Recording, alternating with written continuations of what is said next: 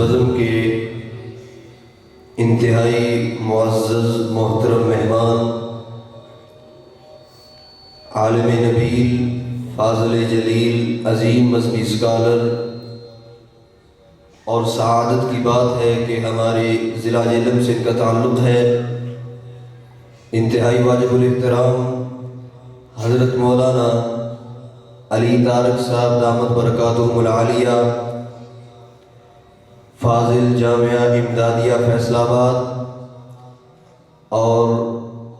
بین الاقوامی اسلامی یونیورسٹی میں شعبہ حدیث کے لیکچرار ہیں۔ پچھلے سال بھی حضرت سے وقت لیا تھا، لیکن درمیان میں ان کی مصروفیت کہ امام کعبہ پاکستان تشریف لائے اور ان کی ترجمانی کی سعادت حضرت کو حاصل تھی، اس وجہ سے تشریف نہ لا سکے۔ ہماری سعادت ہے کہ اس سال الحمدللہ حضرت تشریف لائے ہیں۔ میں انتہائی ادب کے ساتھ ملتمس ہوں حضرت مولانا محمد علی طارق صاحب دامت برکاتہم العالیہ سے کہ اپنے قیمتی خیالات سے ہمیں مستفید فرمائیں۔ آپ احباب سے گزارش ہے کہ جو نوجوان دیوار کے ساتھ ٹیک لگا کے بیٹھے ہیں وہ مہربانی فرما کر آگے تشریف لے آئیں تاکہ محفل کا بزم کا ایک ماحول بن سکے۔ بزرگ حضرات اگرچہ بیٹھے رہیں جن کو کوئی عذر یا بیماری ہے، باقی احباب سے گزارش ہے کہ آگے تشریف لے آئیں۔ جزاکم اللہ خیرا۔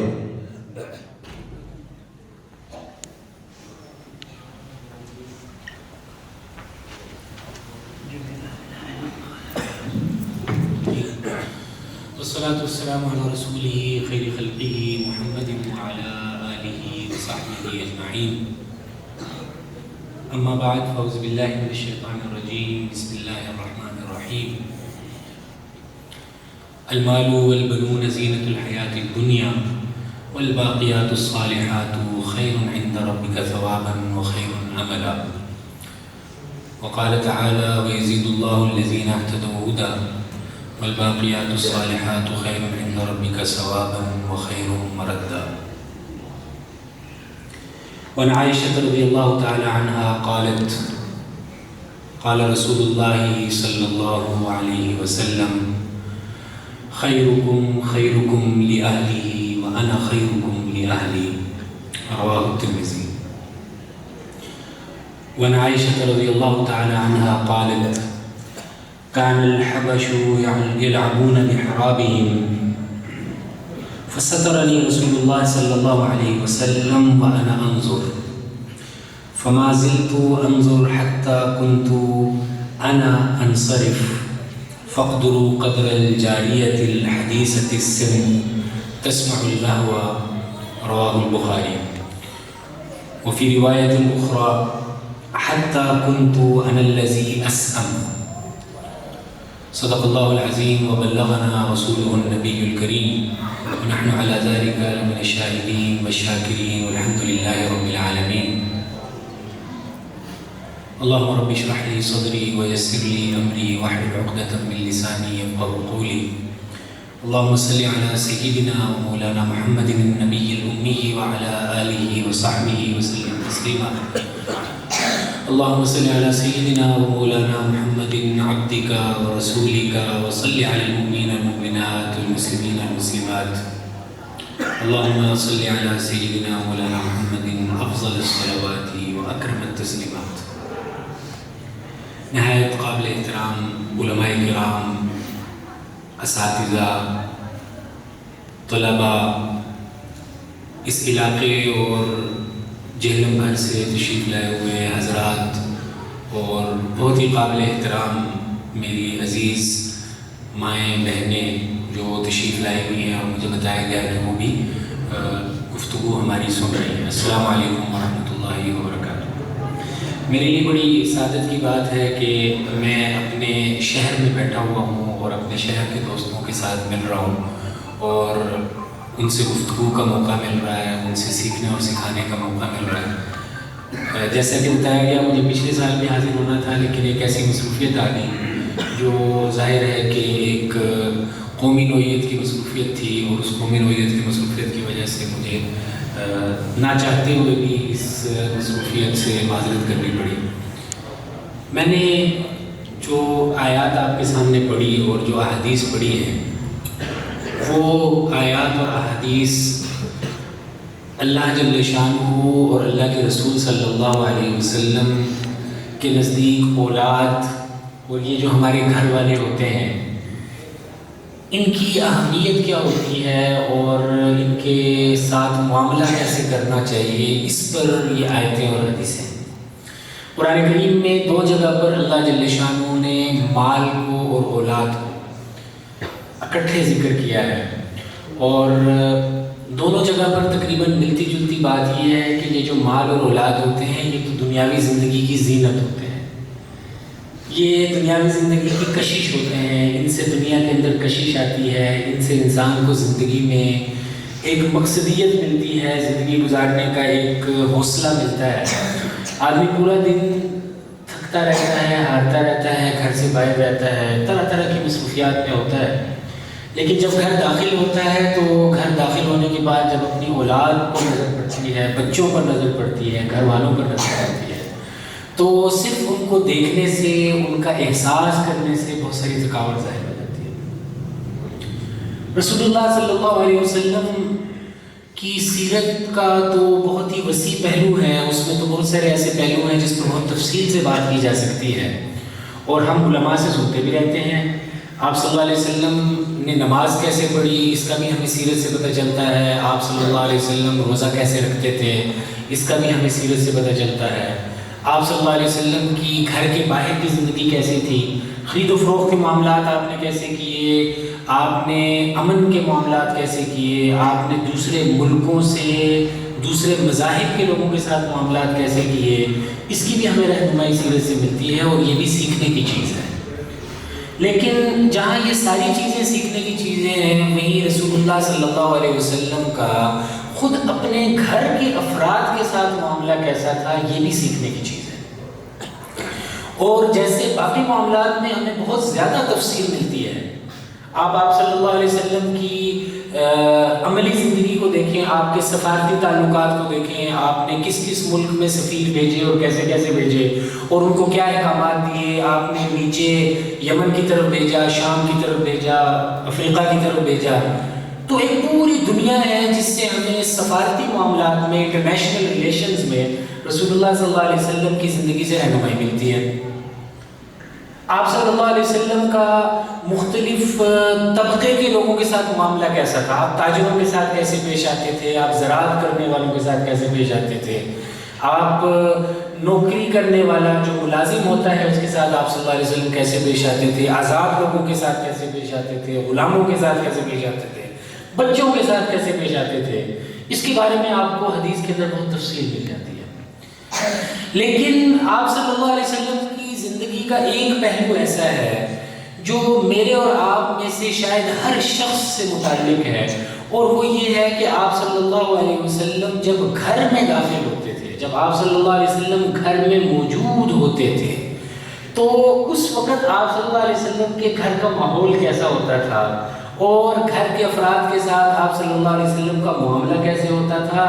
مجھے اور آپ کو جہاں اور بہت ساری چیزیں سیکھنے کی ضرورت ہے، وہیں مجھے اور آپ کو اس بات کو بھی بہت زیادہ سیکھنے کی ضرورت ہے۔ آپ صلی اللہ علیہ وسلم اپنے گھر والوں کے ساتھ کیسا معاملہ کرتے تھے، آپ کا اپنی ازواج مطہرات کے ساتھ کیسے معاملہ ہوتا تھا، اپنی بیٹیوں کے ساتھ کیسے معاملہ ہوتا تھا، اپنے بچوں کے ساتھ کیسے معاملہ ہوتا تھا، اور گھر کے اندر جو کام کاج کرنے والے لوگ ہوتے ہیں ان کے ساتھ کیسا معاملہ ہوتا تھا، آج ہم اس پہلو پر کچھ تھوڑی سی گفتگو کریں گے۔ صحیح بخاری کے اندر امام بخاری رحمۃ اللہ علیہ ایک حدیث لے کر آئے ہیں، اور اس حدیث کو حضرت عائشہ رضی اللہ تعالی عنہا نے روایت کیا ہے، اور یہ حدیث اتنی اہم ہے کہ امام بخاری رحمۃ اللہ علیہ اس کو ایک جگہ پر نہیں لے کر آئے، اپنی صحیح بخاری کے اندر امام بخاری نے اس حدیث کو 8 جگہ پر ذکر کیا ہے۔ پہلے ایک جگہ پر ذکر کرتے ہیں، حدیث نمبر 907 میں اسے ذکر کرتے ہیں، پھر دوبارہ حدیث نمبر 909 کرتے ہیں، اس کے بعد پھر 944، اور پھر آخر کار 4938 نمبر حدیث میں دوبارہ اس کو لے کر آتے ہیں، اور ہر بار جب اس حدیث کو لے کر آتے ہیں تو کوئی نہ کوئی نیا معنی نکالتے ہیں، اس میں سے کوئی نہ کوئی نیا پہلو نکالتے ہیں اس میں سے۔ اور وہ حدیث بہت دلچسپ حدیث ہے. اس حدیث کا میرے اور آپ کی عملی زندگی کے ساتھ تعلق ہے. ہمیں اپنی بیوی کے ساتھ کیسے رہنا چاہیے, ہمیں اپنے بچوں کے ساتھ کیسے رہنا چاہیے. گھر کا جو بڑا ہوتا ہے, گھر کا جو سربراہ ہوتا ہے, چاہے وہ والد ہو, چاہے وہ بڑا بھائی ہو, چاہے وہ بڑا بیٹا ہو, جو کوئی بھی گھر کا سربراہ ہے, اس گھر کے سربراہ کو گھر کے باقی افراد کے ساتھ کیسے رہنا چاہیے اور ان کی مرضی کا کس حد تک خیال رکھنا چاہیے, ان کو کس حد تک موقع دینا چاہیے اپنی پسند کے اظہار کا, ناپسندیدگی کے اظہار کا. یہ سارے پہلو ہمیں اس حدیث سے سمجھ میں آتے ہیں.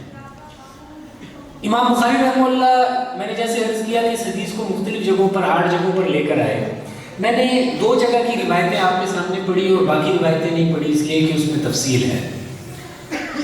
یہ روایت آپ صلی اللہ علیہ وسلم کی زوجہ محترمہ حضرت عائشہ رضی اللہ تعالیٰ عنہ کی روایت ہے. حضرت عائشہ رضی اللہ تعالیٰ عنہ کہتی ہیں, اور میں یہ 8 کی 8 روایتیں آج دیکھ رہا تھا تو مجھے یہ خیال ہوا کہ ان 8 کی 8 روایتوں کا خلاصہ میں آپ کے سامنے رکھ دوں گا, کیونکہ کسی روایت کے اندر کچھ تفصیل ہے, کسی میں کچھ ہے, کسی میں کچھ ہے. خوشی کا موقع ہے مدینہ منورہ کے اندر, اور وہ خوشی کا موقع یہ ہے کہ عید کا دن ہے. اور میں اور آپ بھی دیکھتے ہیں کہ ہمارے ہاں بھی جب آپ کے اس علاقے میں عید کا دن ہوتا ہے تو جھولے والے بھی آ جاتے ہیں, کہیں نہ کہیں سے بچے جھولے لے رہے ہیں, کہیں نہ کہیں سے اچانک پتہ چلتا ہے کوئی چاٹ والا آ گیا, اس نے چاٹ کی دکان لگا لی ہے, کہیں گول گپے والا آ گیا, اس نے گول گپے کی دکان لگا لی ہے. اور آج سے 10-20 سال پہلے کوئی ٹھپا لگانے والی خاتون وہاں پر آ کر بیٹھ جایا کرتی تھی, اور چھوٹی بچیاں اپنے ہاتھوں پہ ٹھپے لگوا رہی ہیں اور مہندی لگوا رہی ہیں. تو یہ جو عید ہوتی ہے یہ خوشی کا موقع ہوتا ہے. تمام لوگ اس خوشی کو دیکھ رہے ہوتے ہیں, اس کو سیلیبریٹ کر رہے ہوتے ہیں, اور اس خوشی کا اظہار ہو رہا ہوتا ہے. حضرت عائشہ کہتی ہے اسی طرح کا موقع تھا, عید کا موقع تھا, عید کا دن تھا, اور اچانک رسول اللہ صلی اللہ علیہ وسلم کو پتہ چلا کہ کچھ حبشی لوگ آئے ہیں, افریقہ کے رہنے والے لوگ آئے ہیں. اور یہ افریقہ کے رہنے والے جو لوگ ہوتے تھے, جو حبشی لوگ ہوتے تھے, ان لوگوں کو ایک فن میں بڑی مہارت ہوتی تھی, اور وہ ہوتی تھی نیزہ بازی اور نیزہ بازی کے کرتب. یہ لوگ ایک تو نیزہ پھینکنے کے بڑے ماہر ہوتے تھے. آپ جانتے ہیں کہ حضرت حمزہ رضی اللہ تعالیٰ عنہ کو جنہوں نے شہید کیا, وحش جو بڑے مشہور بعد میں صحابی بنے اور انہوں نے اسلام قبول کر لیا, اور رسول اللہ صلی اللہ علیہ وسلم نے ان کی توبہ بھی قبول فرمائی, وہ بھی انہوں نے نیزے سے حضرت حمزہ رضی اللہ تعالیٰ عنہ کو شہید کیا تھا. تو حبشہ والوں کے اندر ایک خاص صلاحیت جو تھی وہ نیزہ بازی کی تھی, اور اس میں وہ کرتب دکھاتے تھے, اور بڑے شاندار کرتب دکھاتے تھے. تو عید کا دن تھا جہاں اور بہت کچھ ہو رہا تھا اس دن مدینہ منورہ میں. وہاں حبشہ والے آئے ہوئے ہیں, اور ایک میدان ہے, اس میدان کے اندر وہ نیزہ بازی کا مظاہرہ کر رہے ہیں. حضرت عائشہ رضی اللہ تعالیٰ عنہ صحیح بخاری کی ایک روایت کے اندر یہ کہتی ہیں کہ میں نے خود رسول اللہ صلی اللہ علیہ وسلم سے کہا کہ اللہ کے رسول, میں یہ نیزہ بازی کا مظاہرہ دیکھنا چاہتی ہوں. اور دوسری روایت کے اندر خود حضرت عائشہ کہتی ہیں کہ مجھے خود رسول اللہ صلی اللہ علیہ وسلم نے کہا کہ عائشہ تم دیکھنا چاہتی ہو, ایک نیزہ بازی کا مظاہرہ ہو رہا ہے, تم دیکھنا چاہتی ہو. دونوں باتوں میں سے جو بھی بات ہو, حضرت عائشہ کی ہے کہ میں دیکھنا چاہتی ہوں, یا خود رسول اللہ صلی اللہ علیہ وسلم کو خیال آیا کہ بھائی نیزہ بازی ہو رہی ہے, عائشہ کو دکھاتے ہیں. دونوں میں سے جو بھی بات تھی, رسول اللہ صلی اللہ علیہ وسلم نے کہا کہ عائشہ آؤ, اور حضرت عائشہ رضی اللہ تعالیٰ عنہ کو آپ صلی اللہ علیہ وسلم نے اپنے پیچھے کھڑا کیا. اس وقت تک پردے کے احکامات نازل ہو چکے ہوں گے. آپ صلی اللہ علیہ وسلم نے پیچھے کھڑا کیا, اور پیچھے کھڑا ہونے کے بعد آپ صلی اللہ علیہ وسلم نے, حضرت عائشہ کہتی ہیں کہ میرا جو خد ہے وہ رسول اللہ صلی اللہ علیہ وسلم کے خد کے ساتھ لگ رہا تھا. میں اس انداز میں پیچھے کھڑی تھی کہ میرا پورا جسم تو آپ علیہ السلام کے پیچھے تھا, لیکن میں نے ظاہرہ کہ نیزہ بازی کے مظاہرہ دیکھنا ہے, کرتب دیکھنا ہے, تو میں اپنا سر اٹھا کے آپ علیہ السلام کے کندھے پر رکھ لیتی تھی, اور میری گال رسول اللہ صلی اللہ علیہ وسلم کی گال کے ساتھ لگی ہوتی تھی, اور نیزہ بازی کا مظاہرہ ہو رہا ہے, اور حضرت عائشہ نیزہ بازی دیکھ رہی ہے. اور حضرت عائشہ کہتی ہیں کہ مجھے تھوڑی تھوڑی دیر کے بعد رسول اللہ صلی اللہ علیہ وسلم پوچھتے تھے عائشہ تمہارا جی نہیں بھرا؟ تو میں کہتی تھی نہیں ابھی میرا جی نہیں بھرا. تو آپ صلی اللہ علیہ وسلم خاموش ہو جاتے تھے.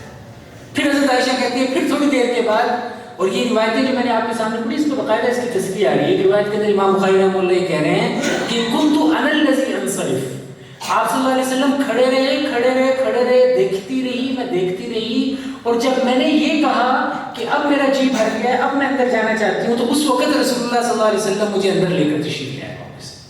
اور دوسری روایت کے اندر عائشہ رضی اللہ عنہا فرماتی ہیں کہ کنت انا الذی اسأم، کہ میں جب جی بھر جاتا تھا میرا، یا جب میرا دل بھر جاتا تھا اس سے، تو پھر میں رسول اللہ صلی اللہ علیہ وسلم سے کہنے لگی کہ اب اللہ کے رسول میرا جی بھر گیا، اب اندر چلتے ہیں اور چل کے آرام کرتے ہیں۔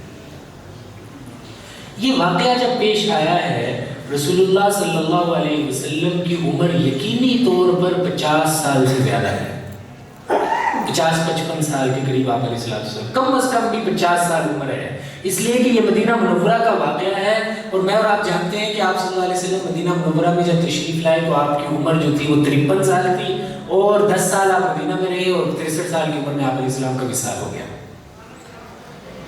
50 سال آپ علیہ السلام کی عمر ہے، اور آپ علیہ السلام نے صرف مکہ اور مدینہ نہیں دیکھا ہوا، آپ علیہ السلام نے اس وقت کی جو دنیا تھی وہ دیکھی ہوئی تھی۔ آپ علیہ السلام بچپن میں جب سفر کر رہے تھے تو ان سفروں میں آپ نے شام دیکھا تھا، اور یہ شام مرکز تھا اس وقت کی 2 بڑی سپر پاورز کا۔ آپ نے فارس کو دیکھا ہوا تھا، آپ نے پرشین امپائر کو دیکھا ہوا تھا، اس کے اندر پتہ نہیں آپ علیہ السلام نے کیا کچھ دیکھا ہوگا۔ آپ ذرا تصور کیجئے نا کہ بچپن میں آپ صلی اللہ علیہ وسلم تشریف لے گئے ہیں، اور آپ علیہ السلام نے وہاں روم میں اور فارس کی تہذیبیں دیکھی، ان کی ایجادات دیکھی، ان کی چیزیں دیکھی، اور آپ علیہ السلام نے بہت غیر معمولی تجربہ حاصل کیا ہوا تھا۔ تو یہ جو نیزہ بازی کا مظاہرہ ہو رہا تھا، یہ کوئی ایسی چیز نہیں تھی جس کے اندر آپ صلی اللہ علیہ وسلم کو کوئی رغبت ہو، اور خاص طور پر اس عمر میں رغبت ہو، 50-55 سال کی عمر میں رغبت ہو۔ لیکن آپ صلی اللہ علیہ وسلم کو اس بات کا ادراک تھا کہ یہ خاتون میرے گھر کی فرد ہے، لہٰذا اگر اس کا جی چاہتا ہے، اس کی عمر کا تقاضا یہ ہے، اس کی خواہش یہ ہے، تو مجھے یہ نہیں کہنا چاہتا کہ میں نے اس طرح کی چیزیں بڑی دیکھی ہیں، میں نے تو روم دیکھا ہوا ہے، میں نے فارس دیکھا ہوا ہے، میں نے رشین امپائر کی ساری تہذیب دیکھی ہوئی ہے، میں نے رومن امپائر کی ساری تہذیب، میں نے بڑے بڑے سردار دیکھے ہیں، جو کچھ میں نے دیکھ رکھا ہے اس کا تو تم سوچ بھی نہیں سکتے، لہٰذا مجھے اس سے کوئی رغبت نہیں ہے، تم نے دیکھنا ہے تو جا کر دیکھو۔ یہ حدیث مجھے اور آپ کو یہ سکھا رہی ہے کہ گھر کے سربراہ کو گھر کا سربراہ کیسے ہونا چاہیے۔ گھر کا سربراہ ہونے کا مطلب یہ ہے کہ آپ کو اللہ جل شانہ نے جو بڑائی عطا فرمائی ہے، آپ جو بڑے ہیں، گھر کے سربراہ ہیں، تو آپ کو اس سربراہی کے نتیجے میں یہ بات سوچنی ہے کہ اس گھر کے اندر مختلف عمروں کے لوگ رہتے ہیں۔ اس میں کچھ لوگ ایسے ہیں جن کی عمر 10 سال ہے، کچھ ایسے ہیں جن کی عمر 20 سال ہے، کچھ ایسے ہیں جن کی عمر 30 ہے، کچھ ایسے ہیں جن کی عمر 35 ہے، 40 ہے، اور ان میں سے ہر عمر کے لوگوں کی عمر کا ایک تقاضا ہوتا ہے، عمر کا ایک مزاج ہوتا ہے، اور اس مزاج کے مطابق ان کے ساتھ معاملہ مجھے کرنا ہے اور اس کا خیال رکھنا ہے۔ یہ معاملہ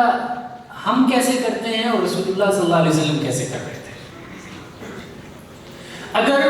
یہی بات آج ہمارے پاس ہمارا کوئی بچہ آ کر کہہ دے کہ ابو جی فلاں جگہ پر ہم جا رہے ہیں اور ہمارا خیال یہ ہے کہ آپ بھی ہمارے ساتھ چلیں، تو ہمارا جواب ان کو یہ ہوگا کہ بیٹا میں نے تو اس طرح کی چیزیں بڑی دیکھی ہوئی ہیں، مجھے تو اب اس عمر کے حصے میں اس طرح کی کسی چیز سے کوئی دلچسپی نہیں ہے، لہٰذا آپ جائیں اور جا کر دیکھیں، اپنی دلچسپی پوری کریں، مجھے آپ تنہا چھوڑ دیں، مجھے آپ آزاد چھوڑ دیں، میں آپ کے ساتھ نہیں جا سکتا۔ رسول اللہ صلی اللہ علیہ وسلم نے یہ نہیں کیا۔ آپ صلی اللہ علیہ وسلم نے حضرت عائشہ کو نہیں کہا کہ عائشہ یہ آپ کی عمر کی تو چیز ہے، آپ تو یہ کر سکتی ہیں، لیکن یہ میری عمر کی چیز نہیں ہے، میں نے اس کے علاوہ بڑی دنیا دیکھ رکھی ہے، مجھے اس سے کوئی دلچسپی نہیں۔ آپ علیہ السلام نے نہ صرف یہ کہ اس میں شرکت کی، بلکہ بھرپور انداز میں شرکت کی، اس انداز میں شرکت کی کہ اس دیکھنے والے کو یہ احساس نہیں ہونے دیا کہ میں تھک رہا ہوں یا میں اکتا رہا ہوں، اور ایک دفعہ بھی یہ نہیں کہا کہ بس کرو اور کتنا دیکھنا ہے، بلکہ جب بھی پوچھا کہ چلے یا اور دیکھنا ہے، اور انہوں نے جواب میں کہا نہیں ابھی تو ہمیں اور دیکھنا ہے، تو آپ علیہ السلام خاموش ہو گئے اور کھڑے رہے، حتیٰ کہ خود حضرت عائشہ کو کہنا پڑا اللہ کے رسول بس میں نے دیکھ لیا، میرا جی بھر گیا ہے، اب اندر چلتے ہیں۔ میری اور آپ کی زندگی میں ہر روز گھر کے اندر اس طرح کا کوئی نہ کوئی معاملہ آتا ہے جس میں ہم گھر کے افراد کی جائز شرعی اخلاقی خواہشات کا گلا اس وجہ سے گھونٹ دیتے ہیں کہ یہ میری مرضی کی چیز نہیں ہے، چونکہ یہ میری مرضی کی چیز نہیں ہے لہٰذا تم بھی نہیں کرو گے۔ ہمیں اگر ڈاکٹر نے یہ کہہ دیا ہے آپ عمر کے اس حصے میں پہنچ گئے ہیں، آپ 40 کے ہو گئے ہیں، 50 کے ہو گئے ہیں، آپ کا فشار خون آپ کا بڑھ جاتا ہے، آپ کا بلڈ پریشر بڑھ جاتا ہے، آپ کو شوگر ہو گئی ہے، آپ کو ڈاکٹر نے آئلی چیزوں سے منع کر دیا ہے، تو اب آپ نے اپنے گھر کے اندر ایک اصول نافذ کر دیا، آپ نے کہا کہ اس گھر کے اندر اب کوئی فاسٹ فوڈ نہیں چلے گا۔ اس لیے نہیں چلے گا کہ مجھے ڈاکٹر نے فاسٹ فوڈ سے منع کر دیا ہے، اس گھر کے اندر اب نمک والی کوئی چیز نہیں بنے گی، اب اس گھر کے اندر جو ہانڈی بنے گی وہ ایک ہی طرح کی ہوگی اور سارے لوگ اسے کہیں گے۔ سوچنے کی بات یہ ہے کہ جب آپ خود عمر کے اس حصے میں تھے تو کیا آپ نمک والی ہانڈی کھاتے تھے؟ آپ جب اس عمر کے اندر تھے تو کیا آپ اس وقت تلی ہوئی چیزیں نہیں کھاتے تھے؟ تو گھر کے مزاج کے اندر وسعت رکھنا، گھر کے افراد کے اندر اتنی ان کو اجازت دینا کہ ان میں سے جو اپنی جائز خواہشات کو، جائز ضرورتوں کو، جائز چیزوں کو پورا کرنا چاہے، آپ ان کو اس کا موقع دیں، اور نہ صرف یہ کہ موقع دیں، اگر آپ نے وہ نہیں کھانا، آپ اس کا حصہ نہیں بن سکتے تو اس عمل کے اندر ضرور شریک ہو۔ رسول اللہ صلی اللہ علیہ وسلم نے عائشہ کو یہ نہیں کہا کہ عائشہ مجھے اس سے دلچسپی نہیں، لہٰذا تم جانے تمہارا کام جانے میں اندر بیٹھتا ہوں، نہیں۔ آپ صلی اللہ علیہ وسلم اس وقت تک کھڑے رہے جب تک حضرت عائشہ رضی اللہ تعالیٰ عنہ کا جی نہیں بڑھ گیا۔ ہمارا معاملہ اس کے برعکس ہوتا ہے۔ بچوں نے کہا، گھر کے افراد نے کہا کہ کہیں باہر چلتے ہیں گھومنے پھرنے کے لیے، آپ ان کو گھومنے پھرنے کے لیے تو لے کر جا رہے ہیں، لیکن اس سارے سفر کے دوران آپ گاڑی بھی چلا رہے ہیں، آپ ان کے ساتھ بیٹھے ہوئے بھی ہیں، لیکن ارد گرد کی جو دلچسپیاں ہیں بچوں کی، گھر والوں کی، آپ اس کا حصہ نہیں بن رہے ہیں۔ ایسے لگتا ہے جیسے آپ کو بہت مجبور کر کے وہاں لایا گیا ہے اور آپ بڑی مجبوری میں ان کے ساتھ جا رہے ہیں اور آپ کا اس سارے عمل کے ساتھ کوئی لینا دینا نہیں۔ وہاں کوئی کھانا بن رہا ہے، وہاں کوئی تاریخی جگہ ہے، وہاں کوئی مشہور جگہ ہے، اس کو دیکھ رہے ہیں اور سارے لوگ اسے پہلی دفعہ دیکھ رہے ہیں، تو آپ یہ کہتے ہیں کہ میں نے تو اس سے پہلے میں 19 سال کا تھا، میں 16 سال کا تھا، میں 14 سال کا تھا جب میں نے پہلی دفعہ آ کر یہ جگہ دیکھی تھی۔ یہ موقع یہ بات کرنے کا نہیں تھا کہ میں 14 سال کا تھا یا 19 کا تھا یا 20 کا تھا جب میں نے پہلی دفعہ دیکھی۔ یہ موقع رسول اللہ صلی اللہ علیہ وسلم کی طرح اس پورے کام میں پوری توجہ کے ساتھ شریک ہونے کا تھا۔ ایک پہلو تو یہ جو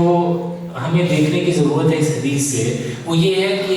ہم اپنی عملی زندگی کے اندر، اپنے گھر کی زندگی کے اندر، اپنے گھر کے افراد کی جو عمر ہے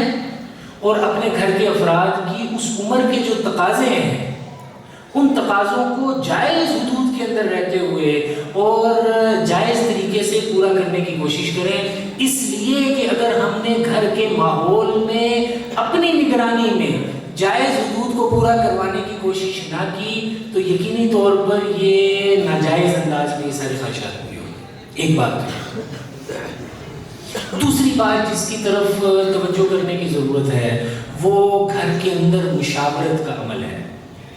کہ گھر کے اندر آپ نے جو کام کرنے ہیں، اپنے گھر کے اندر جو فیصلے کرنے ہیں، ان فیصلوں کے اندر آپ کو فیصلے کیسے کرنے ہیں اور کتنا فیصلہ کرنا ہے اور کتنا نہیں کرنا ہے، یہ حق تو یقیناً آپ کا گھر کے سربراہ آپ ہیں۔ لیکن اس کام کو کرنے کے دو طریقے ہو سکتے ہیں۔ ایک طریقہ یہ ہو سکتا ہے کہ آپ گھر کے افراد کو بٹھائیں اور بٹھا کر کہیں کہ یہ ایک معاملہ ہے اور اس میں میرا فیصلہ یہ ہے، آپ کو یہ کرنے کا بھی حق حاصل ہے۔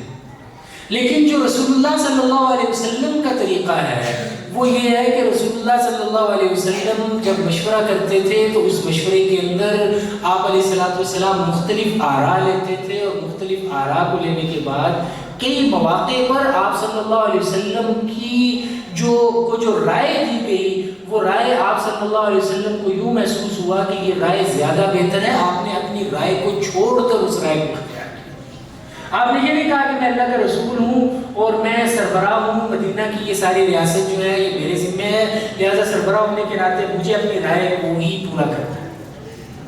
اور چھوٹے موٹے معاملات میں نہیں، وہ معاملات جہاں زندگی اور موت کے فیصلے ہو رہے تھے وہاں رسول اللہ صلی اللہ علیہ وسلم نے اپنی رائے کو واپس لے لیا اور دوسرے کی رائے کو آگے کر دیا، اور زیادہ لوگوں کی رائے نہیں، ایک فرد کی رائے۔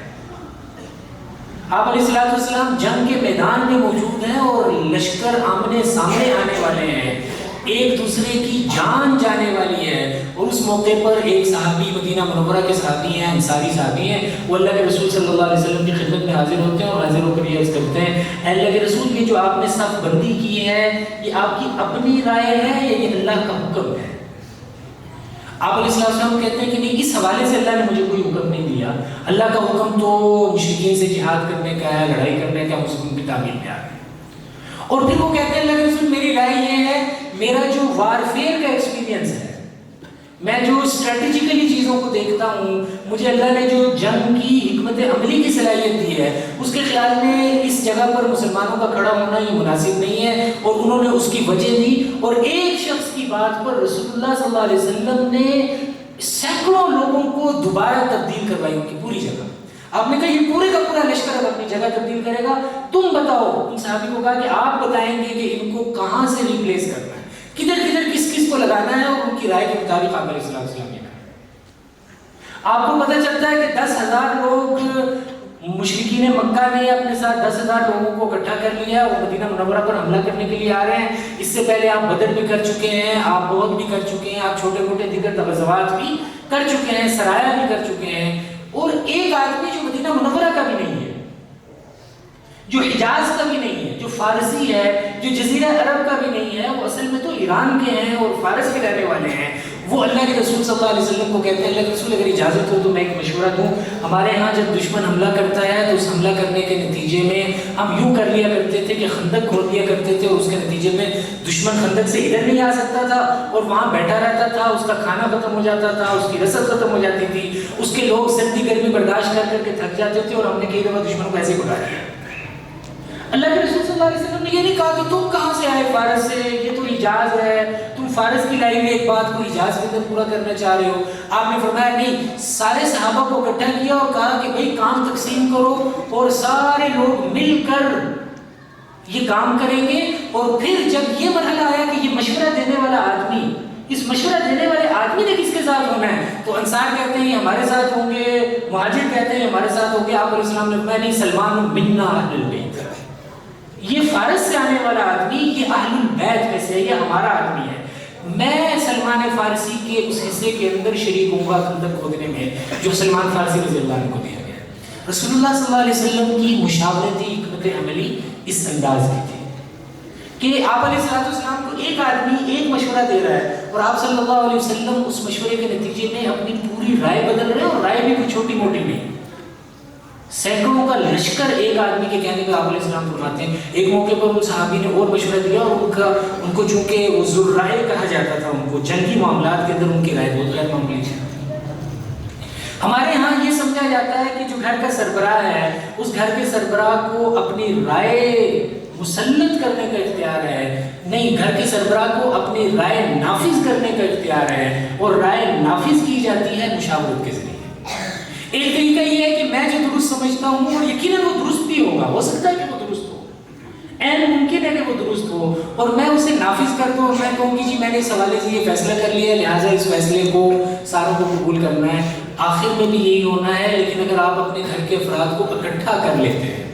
اور آپ ان سے اکٹھا کر کے ان کی مشاورت کر کے آپ کہتے ہیں کہ یہ مسئلہ ہمارے سامنے آیا ہے، آپ سارے لوگ اس کے بارے میں رائے دیں، اور رائے دینے کے نتیجے میں بات وہی پہنچتی ہے جہاں آپ پہنچانا چاہتے تھے، یا 19-20 کا فرق پڑ جاتا ہے، تو اس سے کوئی قیامت نہیں آئے گی، لیکن گھر کے افراد میں اتحاد پیدا ہوگا، اتفاق پیدا ہوگا، اونرشپ کا احساس پیدا ہوگا کہ ہماری بھی اس گھر کے اندر ایک حیثیت و حقوق ہے۔ میں یہ بات کیوں عرض کر رہا ہوں آپ حضرات کی خدمت میں اور خواتین کی خدمت میں؟ میں اس لیے عرض کر رہا ہوں کہ میں ایک بین الاقوامی یونیورسٹی کا حصہ ہوں، میں اس میں پڑھاتا ہوں، میں اس میں رہتا ہوں، ہمارے پاس تقریباً 45 ملکوں کے بچے ہیں، اور تقریباً ہماری اس وقت جو تعداد ہے وہ 25 سے 30 ہزار طلباء اور طالبات ہیں۔ یہ جب ہم گھر کے اندر یہ ماحول پیدا نہیں کرتے تو اس ماحول کے پیدا نہ کرنے کا نقصان کیا ہوتا ہے؟ اس کا نقصان یہ ہوتا ہے کہ آپ کے بچے، آپ کے گھر کے افراد کے اندر فیصلہ کرنے کی صلاحیت پیدا نہیں ہوتی۔ جب استاد ان سے پوچھتا ہے کلاس میں کہ اس بارے میں آپ کی رائے کیا ہے، تو وہ حیران ہو رہا ہوتا ہے کہ یہ رائے کیا چیز ہوتی ہے۔ وہ پوچھتا ہے کہ استاد what do you mean by your opinion؟ یہ آپ کیا کہہ رہے ہیں کہ آپ کا opinion کیا ہے؟ اس لیے کہ اس کے گھر میں کبھی اس سے کسی نے اس کا opinion پوچھا ہی نہیں ہوتا۔ اس کو تو یہ بات پتہ ہوتی ہے کہ ابو نے جو کہنا ہے وہ ہو جائے گا، امی نے جو کہنا ہے وہ ہو جائے گا، تو آپ کو اتنا زور لگانا پڑتا ہے اس معاملے میں اس کی رائے لینے کے لیے۔ آپ بار بار کہتے ہیں اس معاملے میں آپ کی رائے کیا ہے، اس معاملے میں آپ کی رائے کیا ہے۔ تو عملی زندگی میں کل کو ان بچوں نے ان بچیوں نے بڑے ہو کر بڑے بڑے فیصلے کرنے ہیں، اور ان بڑے بڑے فیصلوں کے کرنے کی مشق اگر آپ ان کو گھروں میں نہیں کروائیں گے تو یہ جب یونیورسٹیوں میں پہنچیں گے، یہ جب عملی زندگی کے اندر آئیں گے تو ان عملی زندگی میں آنے کے بعد ان میں صلاحیت نہیں ہوگی فیصلہ کرنے کی، ان کو پتہ نہیں ہوگا کہ رائے کیا ہوتی ہے اور رائے دی کیسے جاتی ہے، رائے کا اظہار کیسے کیا جاتا ہے۔ لیکن اگر آپ اپنی نگرانی میں رائے سازی کی مشق کروانا شروع کریں کہ آپ اپنی رائے دیں، آپ اپنی رائے دیں، آپ اپنی رائے، یہ کام مشکل ہے۔ یہ کام کتنا آسان ہے کہ میں گھر میں ہوں، میں آ کے کہوں گی کہ میں نے فیصلہ کر لیا، ہی ہو گیا، اس میں تو نہیں بھی لگی نہ پڑ رہی۔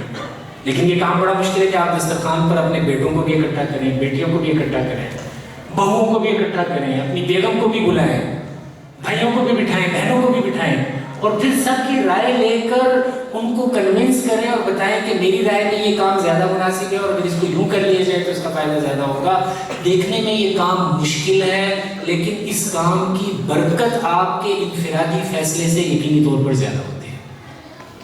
تو دو چیزیں میں اپنی گفتگو مکمل کر رہا ہوں۔ ایک چیز جو ہمیں رسول اللہ صلی اللہ علیہ وسلم کی زندگی سے سیکھنے کی ضرورت ہے کہ گھر کے اندر سے وسعت رکھیں، گھر کے اندر گھر کے افراد کی عمر،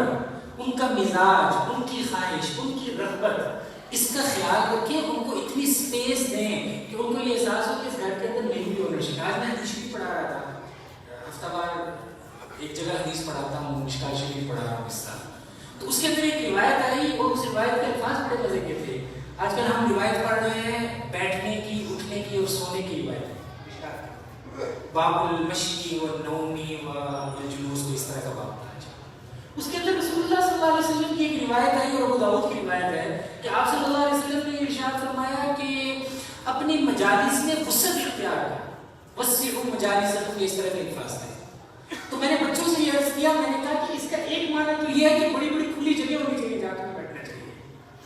یہ بھی یقیناً اس کا معنی ہے۔ تنگ بیٹھیں گے تو دل بھی تنگ ہوں گے، جب آپ تنگ بیٹھیں گے آپ کے پاس حرکت کرنے کی جگہ نہیں ہے، آپ کے پاس ہلنے کی جگہ نہیں ہے، آپ دوسرے کی سوشل سپیس کے اندر گھس رہے ہیں اور آپ کی وجہ سے اگلا اپنی کونی سیدھی نہیں کر پا رہا، گھٹنا نہیں سیدھا کر پا رہا، تو اس کا بھی اثر ہوتا ہے مزاج پر۔ تو کھلے ہو کر بیٹھنا، وسعت کے ساتھ بیٹھنا یہ بھی ضروری ہے، لیکن اس کا معنی اس سے بھی زیادہ وسیع ہے۔ اس کا معنی یہ ہے کہ جب مجلس لگی ہوئی ہو، جب گھر کے اندر کھانے کی ٹیبل پہ آپ بیٹھے ہوں، دسترخوان پہ بیٹھے ہوں، رات کو چائے اور قہوہ پر آپ اکٹھے ہو رہے ہوں، تو اس وقت گھر کے ہر فرد کو سانس لینے کی آزادی ہو، یہ احساس ہو رہا ہو کہ ہم سانس لے سکتے ہیں، یہ نہ ہو ان کو یہ احساس نہ ہو کہ ہمیں ادھر بات کرنے کی آزادی نہیں ہے، ہمیں کچھ کہنے کی آزادی نہیں ہے۔ تو ایک تو گھر کے تمام افراد کو ان کی سوشل سپیس کا خیال رکھنا کہ ان کی رائے لینا، ان کو یہ بتانا کہ رائے کی اہمیت کیا ہے اور رائے بنانا کتنا ضروری ہے، اس لیے کہ آج اگر آپ یہ مشق کروائیں گے تو کل کو وہ بڑے ہو کر ان کو پتہ چلے گا کہ رائے کیا ہوتی ہے اور رائے کا اظہار کیسے ہوتا ہے۔ اور دوسری اور آخری چیز، اپنے گھر کے ماحول کے اندر بے تکلفی پیدا کرنا۔ دیکھیے مجھے اور آپ کو یہ بات سوچنے کی ضرورت ہے، اس پر غور کرنے کی ضرورت ہے۔ اس وقت ایسے کیوں ہو رہا ہے کہ جہلم کے اندر رہنے والی ایک بچی ہے، جہلم کے اندر رہنے والا ایک بچہ، اس کو جہلم کے کسی کالج میں، اس کو پنجاب یونیورسٹی کے اندر داخلہ مل رہا ہے، وہ میرٹ لسٹ میں بھی آ رہا ہے، لیکن اس کے ساتھ ہی اس کو کسی گجرات یونیورسٹی کے اندر داخلہ مل رہا ہے، اس کو پنجاب یونیورسٹی کے گجرانوالہ کیمپس کے اندر داخلہ مل رہا ہے۔ یہ بچی اور بچہ جہلم کی یونیورسٹی چھوڑ کر گجرات، گجرانوالہ، اسلام آباد، کراچی، خیبر پختونخوا کیوں جا رہا ہے؟ اس لیے کہ وہ یہ سمجھتا ہے کہ میرے گھر کے ماحول کے اندر اتنا جبر ہے کہ اس سے جان چھوڑا اور جا کر کہیں ہو رہا ہے۔ اور یہ مسئلہ مجھے اور آپ کو درپیش ہے۔ یہ کیا وجہ بن رہی ہے کہ گھر کے اندر رہنے والے افراد، یہ بچہ دن کے اندر شدید گرمی میں، جون جولائی کے مہینے میں آپ کے گھر میں اے سی لگا ہوا ہے، آپ کے گھر کے اندر ایک کولر چل رہا ہے، آپ کے گھر کے اندر پنکھا چل رہا ہے، لیکن اس کے باوجود آپ کا بچہ گھر سے باہر نکل کر محلے میں تپتی دوپہر میں کسی سنوکر کلب میں بیٹھا ہوا ہے، کسی درخت کے نیچے بیٹھا ہوا ہے اپنے دوستوں کے ساتھ، اس کا مطلب یہ ہے کہ اس کو گھر میں ٹھنڈک کا احساس نہیں ہو رہا۔ آپ نے اے سی کے ذریعے تو ٹھنڈک پیدا کی ہوئی ہے، آپ نے کولر کے ذریعے ٹھنڈک پیدا کی ہوئی ہے، آپ نے پنکھے کے ذریعے ٹھنڈک پیدا کی ہوئی ہے، لیکن جس ٹھنڈک کی اسے ضرورت ہے آپ نے وہ نہیں دی ہوئی۔ آپ کی بیٹی آپ کے گھر کے اندر رہنے والی کوئی بھی خاتون جو ہے، اگر اس کو بار بار ہفتے میں 2 دفعہ 3 دفعہ 4 دفعہ اپنی کسی سہیلی سے ملنے کے لیے جانا پڑ رہا ہے، وہ اس کے گھر جا رہی ہے، وہ 3-4 گھنٹے وہاں گزار رہی ہے، تو یہ میرے اور آپ کے لیے تشویش کی بات ہے کہ میرے گھر کے اندر کوئی ایسا مسئلہ ہے کہ جس کی وجہ سے میرے بچے، میری بچیاں، میری بہنیں، میرے بھائی وہ گھر کے اندر کمفرٹیبل فیل نہیں کرتے اور گھر کے باہر چلے جاتے ہیں جس کا ماحول گھر سے زیادہ پریشان ہوتا ہے۔ میں حیران ہوتا ہوں، سچی بات ہے کہ سردی کے مہینے میں، دسمبر کے مہینے میں، نومبر کے مہینے میں آپ دیکھتے ہیں کہ چند نوجوان بچے ہیں، وہ رات کو مغرب کے بعد، عشاء کے بعد جب آدمی کا جی چاہ رہا ہوتا ہے کہ جلدی سے گھر میں گھس کر ہیٹر چلا لیں، موٹر چلا لیں، اس وقت وہ بچے کسی گلی میں کھڑے ہیں، کسی کنارے میں کھڑے ہیں اور وہاں ان کو سردی بھی لگ رہی ہے، اور لیکن اس کے باوجود وہاں کیوں کر رہے ہیں؟ اس کا مطلب یہ ہے کہ گھر کے اندر وارمتھ نہیں ہے، گھر کے اندر حرارت نہیں ہے۔ تو ہمیں اپنے گھروں میں سردیوں میں اس حرارت کو پیدا کرنے کی ضرورت ہے جس حرارت کے نتیجے میں گھر کے افراد ایک دوسرے کے ساتھ ملے جلیں، اور گرمیوں میں اس ٹھنڈک کو پیدا کرنے کی ضرورت ہے جس ٹھنڈک سے گھر کے تمام افراد ایک دوسرے کے قریب آئیں۔ رسول اللہ صلی اللہ علیہ وسلم کی زندگی سے بہت ساری چیزیں حاصل کرنے کی ضرورت ہے، لیکن یہ چیز حاصل کرنا اس لیے بھی ضروری ہے کہ حضرت عائشہ رضی اللہ تعالیٰ عنہ کی روایت ہے، اور اسے امام ترمذی رحمۃ اللہ نے ذکر کیا ہے، حدیث کی جو 3 درجے کی بڑی کتاب ہے، یا 4 درجے کی بڑی کتاب ہے، آپ صلی اللہ علیہ وسلم کے بارے میں حضرت عائشہ کہتی ہیں کہ ایک موقع پر آپ صلی اللہ علیہ وسلم نے فرمایا، دیکھو تم میں سے بہترین آدمی وہ ہے جو اپنے گھر والوں کے لیے بہترین ہے، خیرکم خیرکم لأہلہ۔ اگر تم نے یہ فیصلہ کرنا ہے کسی شخص کے بارے میں کہ وہ اچھا ہے یا برا ہے، تو اس کی یونیورسٹی کے لوگ اس کے بارے میں رائے نہیں دے سکتے، اس کی جو سوشل سرکل ہے وہ اس کے بارے میں رائے نہیں دے سکتے، اس کی سہیلیاں، اس کے دوست، اس کے ساتھ کام کرنے والے، اس کے ساتھ کاروبار کرنے والے، اگر پورے کا پورا جہنم بھی اس شخص کے بارے میں یہ کہنا شروع کر دے کہ یہ اچھا آدمی ہے، یہ زبردست آدمی ہے، یہ بڑا اخلاق والا ہے، بڑا خیال رکھنے والا ہے اور معاملات کے اندر ہماری مدد کرنے والا ہے، لیکن اس کے گھر کے افراد میں ایک بچہ بھی اگر یہ کہہ دے کہ یہ بندہ اچھا نہیں ہے، تو ساری کائنات کے کہنے کا کوئی اعتبار نہیں ہوگا، اس لیے کہ رسول اللہ صلی اللہ علیہ وسلم نے جو معیار بتایا ہے وہ گھر بتایا ہے۔ اگر کسی شخص کے گھر کے افراد یہ کہتے ہیں کہ وہ اچھا ہے، تو اللہ کے رسول صلی اللہ علیہ وسلم فرماتے ہیں کہ وہ اچھا ہے، اور اگر کسی شخص کے گھر کے افراد اس کے بارے میں یہ کہہ دیتے ہیں کہ یہ شخص اچھا نہیں ہے، تو کسی کے کہنے سے کوئی فرق نہیں پڑتا، اس لیے کہ ہم باہر لوگوں سے اچھا اس لیے کر رہے ہوتے ہیں ہماری مجبوری ہوتی ہے۔ میں یونیورسٹی کے لوگوں کے ساتھ اچھا اس لیے ملوں گا اور اپنے اسٹوڈنٹ کے ساتھ، اپنے کولیگز کے ساتھ، اپنے اوپر والوں کے ساتھ، نیچے والوں کے ساتھ، کیونکہ میری وہاں روزی روٹی لگی ہوئی ہے، میں وہاں کسی کے ساتھ بگاڑ نہیں سکتا، لیکن جب میں اپنے اختیار میں ہوں، اپنی پوری طاقت اور قوت کے ساتھ اپنے گھر میں ہوں، اس وقت میں لوگوں کے ساتھ معاملہ کیسے کرتا ہوں، اگر میں اس میں درست ہوں تو رسول اللہ صلی اللہ علیہ وسلم کے نزدیک میں ایک اچھا انسان ہوں، ورنہ میرے سارے اخلاق کا اور میری ان ساری چیزوں کا کوئی فائدہ نہیں۔ اللہ جل شانہ نے رسول اللہ صلی اللہ علیہ وسلم کے اخلاق کو اپنی زندگی کے تمام پہلوؤں میں اور زندگی کی تمام جوانب کے اندر نافذ کرنے کی کوشش توفیق عطا فرمائے، خاص طور پر ہمیں اپنے گھروں کے اندر رسول اللہ صلی اللہ علیہ وسلم کے جو اخلاق ہیں ان کو لانے کی توفیق عطا فرمائے۔ وآخر دعوانا